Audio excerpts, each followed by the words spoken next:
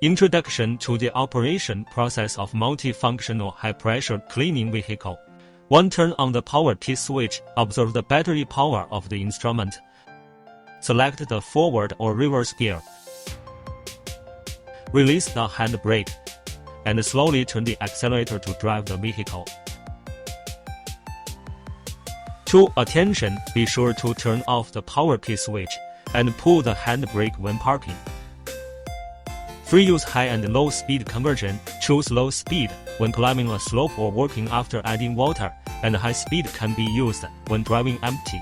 4. When the vehicle is working, turn on the working mode to flush left and right for a better effect.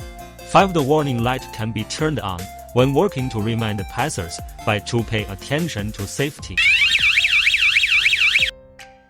1. First, add water to the water tank and check if there is any leakage or blockage in the filter cup and pipeline.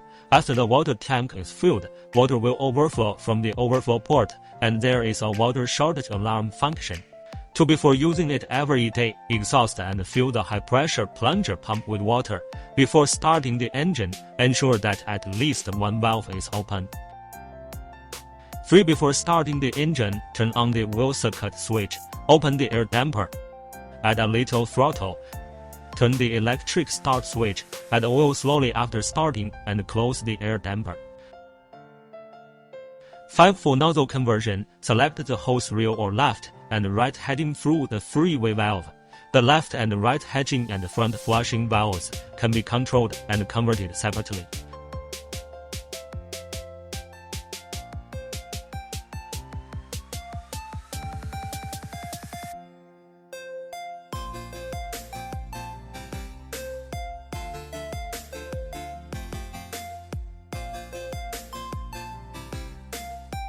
6. When using the hose reel, hold the high-pressure water gun handle and open the three-way conversion valve to use it.